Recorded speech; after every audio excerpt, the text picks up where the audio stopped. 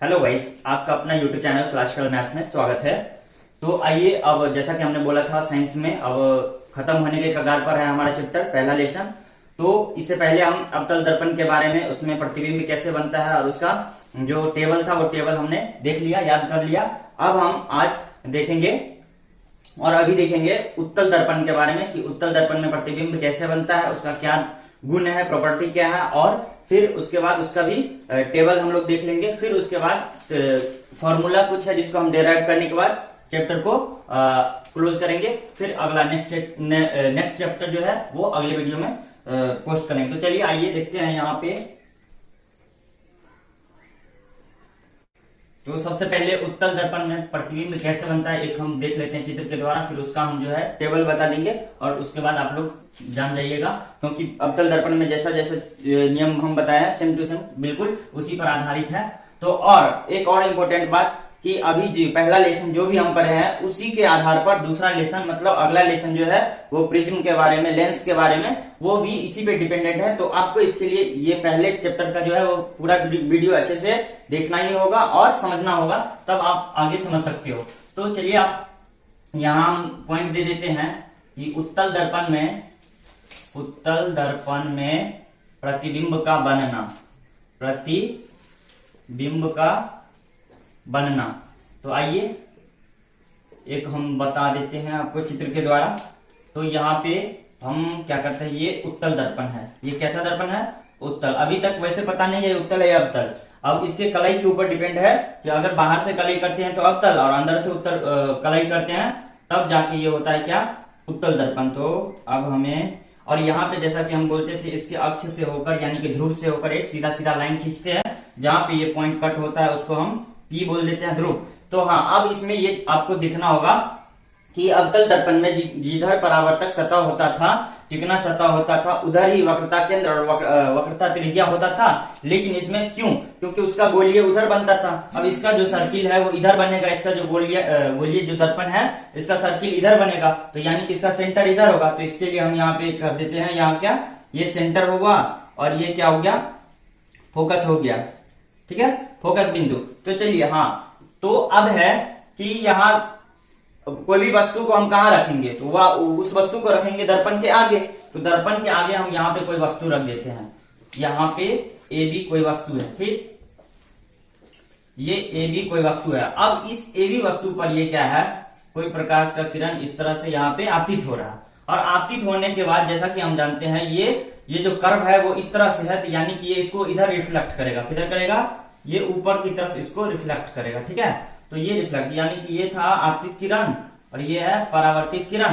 तो अब हम देख रहे हैं कि ये दोनों जो लाइन है वो एक कहीं पे जाकर आपस में नहीं मिलता है, यानी कि ये पीछे कहीं ना कहीं मिलेगा। तो पीछे मिलने के लिए, और हमने ये अवतल दर्पण में बोला था कि उसके बाद जो है परावर्तन के बाद जो है ये किस बिंदु से होकर गुजरता है, तो परावर्तन के बाद ये फोकस से होकर गुजरेगा। कहां गुजरेगा? फोकस से होकर। तो इसको इस तरह से यहाँ पे है परावर्तित। अब ये हो गया क्या, ये फोकस से गुजर रहा है। इसको हम डॉटेड लाइन से दिखाएंगे। ठीक है, डॉटेड लाइन से दिखा देने का मतलब है कि ये आभासी है। डॉटेड लाइन का मतलब ये आभासी है। अब फिर उसके बाद हम क्या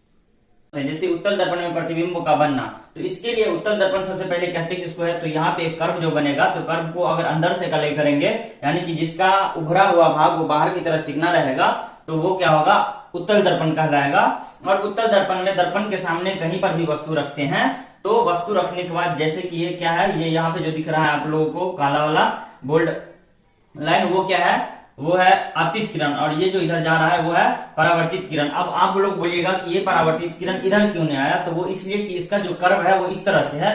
तो कर्व इस तरह से है इसका, यानी कि आप प्रैक्टिकली भी अगर आप लोग करते हैं तो अगर यहाँ पे कोई भी लाइट आता है तो उसको वो ऊपर की तरफ ही क्या करता है, रिफ्लेक्ट करता है। तो ऊपर की तरफ रिफ्लेक्ट करने के बाद हम जैसा कि जानते हैं तो ऊपर इधर अगर कहीं जाएगा तो ये तो आपस में नहीं मिलेगा, तो आपस में नहीं मिलेगा तो यानी कि इसको हम डॉटेड लाइन से क्या करेंगे, पीछे बढ़ाएंगे।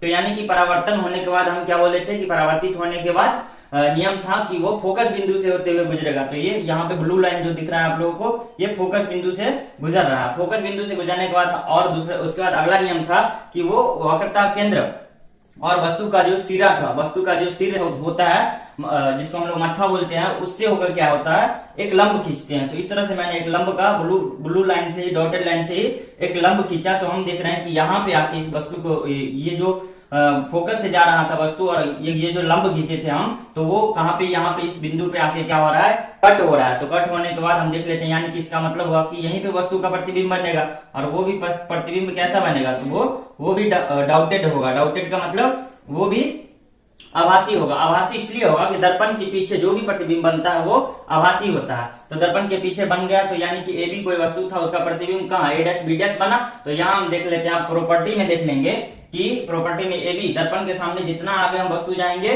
वो जो है इसका प्रतिबिंब वो जो है वो ध्रुव के उतना नजदीक बनता जाएगा, ठीक है। और दर्पण के नजदीक जितना भी जाएंगे तो वो ध्रुव से थोड़ा हटते जाएगा, लेकिन कभी भी जो बनेगा वो फोकस और वक्रता केंद्र, या जहां भी जो हम टेबल बताने वाले हैं तो टेबल में आप लोगों को पता चल जाएगा। तो इस तरह से इसका प्रतिबिंब बना दिया। तो प्रतिबिंब उत्तल दर्पण में कभी भी प्रतिबिंब हमेशा क्या है, आभासी बनाएगा, और हमेशा अब नहीं, अब जो है प्रतिबिंब बनाएगा, आभासी तो हमेशा बनाएगा, लेकिन अब इसमें है कहीं बड़ा कहीं छोटा, कहीं दर्पण के आगे तो होगा नहीं, तो दर्पण के पीछे ही बनेगा। तो अब हम उसे टेबल के द्वारा देखते हैं। तो चलिए आइए गाइस, अब हम चित्र तो समझ गए, और चित्र के बाद टेबल को देख लेते हैं। तो टेबल में लिखा हुआ है वस्तु की स्थिति पहले नंबर के लिए, दूसरे नंबर के लिए है प्रतिबिंब की स्थिति, यानी कि प्रतिबिंब कहाँ पे बनेगा। सबसे पहला है कि वस्तु अगर कहाँ पे रखा हो, दूसरा है प्रतिबिंब की स्थिति, यानी प्रतिबिंब कहाँ पे बनेगा, और प्रतिबिंब की प्रकृति, वो आभासी होगा, वास्तविक होगा, सीधा होगा या उल्टा होगा, और आकार बराबर होगा, छोटा होगा या बड़ा होगा या बहुत बड़ा होगा। तो इसके लिए देख लीजिए यहाँ पे, अगर वस्तु ध्रुव पर हो तो ध्रुव पर ही उसका प्रतिबिंब बनेगा, कैसा, आभासी, सीधा और बराबर। तो यानी कि अगर ध्रुव पर, अवतल दर्पण में भी था कि ध्रुव पर होगा तो ध्रुव पर ही बनेगा, लेकिन वास्तविक बनेगा, सीधा बनेगा और वस्तु के बराबर बनेगा। वहां अवतल दर्पण में वस्तु उल्टा बनता था, यहाँ पे सीधा बनेगा, बराबर बनेगा और आभासी बनेगा, ठीक है। अब है, ये हुआ हमारा ध्रुव। तो यहाँ पे हम देख लिए, ये ध्रुव पर कोई वस्तु का प्रतिबिंब है, ठीक है, इसे थोड़ा सा गाढ़ा कर दिया। अब है दूसरा, ध्रुव तथा अनंत के बीच, या ये यानी कि ध्रुव और इनफाइनाइट, इधर क्या है, ये इनफाइनाइट। तो ध्रुव और अनंत के बीच अगर कहीं वस्तु बनेगा तो दर्पण के पीछे P और F के बीच, ये दूसरा नंबर के लिए परफेक्ट जो है वो ड्राइंग है, चित्र बनाया गया है। यहाँ देखिए ये इनफाइनाइट है और ये यानी कि अनंत है और ये ध्रुव है। तो इसके बीच अगर वस्तु रख रहे हैं तो इसका प्रतिबिंब कहाँ बन रहा है, ध्रुव और फोकस के बीच बन रहा है। तो वही कह रहा है दर्पण के पीछे भी बन रहा है। ये दर्पण था, दर्पण का सामने वाला भाग ये है और दर्पण के पीछे वाला भाग ये है। तो यानी कि ये दर्पण के पीछे P तथा F के बीच ये प्रतिबिंब बना रहा है। कैसा, आभासी। आभासी क्यों, क्योंकि ये डॉटेड है, सीधा बना रहा है। जी हाँ, सीधा भी बना रहा है और वस्तु से छोटा। यहाँ वस्तु इतना बड़ा था और वस्तु यहाँ इतना छोटा है, तो ये इसके लिए परफेक्ट है। फिर अगर वस्तु अनंत पर हो तब कहाँ बनेगा, तो अनंत यानी कि और इधर लेके जाएंगे। तो और अगर इधर अनंत पर या सीधे पैरेलल अगर कोई आएगा, जैसा कि अवतल दर्पण में हम देखे थे, तो वो अगर अनंत पर बने रहेगा वस्तु तो उसका जो है वो फोकस पे बनेगा। कहाँ बनेगा, फोकस पे बनेगा। और कैसा, आभासी, सीधा और वस्तु से कैसा बनेगा, छोटा बनेगा, यानी कि बहुत छोटा। वहां अनंत पर होता था, यानी कि तो क्या होता था, वहां भी बहुत छोटा बनता था, प्रतिबिंब जो है वो बहुत छोटा बनता था। लेकिन हाँ, वही अगर फोकस पर होता था तो क्या फिर बहुत बड़ा बनता था, यानी कि जब पैरेलल बनता था, यहाँ से रिफ्लेक्ट होकर जब पैरेलल आता था तो वहां पे वस्तु कैसा बनता था, बहुत बड़ा। खैर, कोई भी अगर कंफ्यूजन हो उत्तल दर्पण के टेबल में और अवतल दर्पण के टेबल में, या उत्तल दर्पण के ड्राइंग में और अवतल दर्पण के ड्राइंग में, दोनों में समझने में अगर आप लोगों को थोड़ा भी 0% या 1% भी अगर हिचकिचाहट है तो आप लोग कमेंट कीजिएगा, उसको और बेहतर तरीके से हम कमेंट में समझाएंगे। वैसे मुझे उम्मीद है कि हमने यहाँ पे बहुत लगभग सब कुछ बता दिया है, तो आप लोग अब इसको सीधे वॉच कीजिए, देखिए और क्या कीजिए, इसको पूरा समझिए। इसको अगर एक बार समझ जाते हैं तो फिर आपको हम ये उम्मीद करते हैं कि आप फिर उसे कभी नहीं भूल पाओ। अब है आगे उत्तल दर्पण का उपयोग। तो लास्ट में इस वीडियो के अंत में हम बता रहे हैं उत्तल दर्पण। अवतल दर्पण का उपयोग तो देख लिए थे हजामती दर्पण में, उसके बाद फिर कहा सौर कुकर में, फिर उसके बाद बताए थे कहा कि अवतल दर्पण का चिकित्सालय में चिकित्सकों के लिए यूज होता है।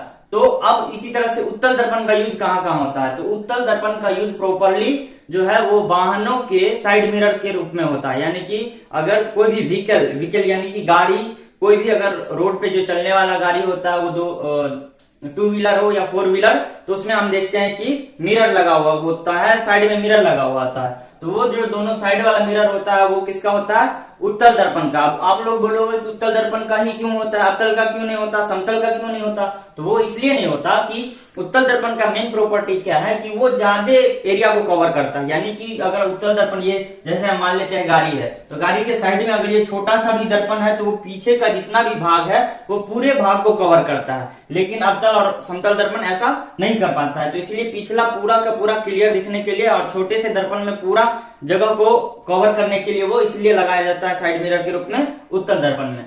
तो उत्तल दर्पण का उपयोग समझ। तो थैंक यू, धन्यवाद।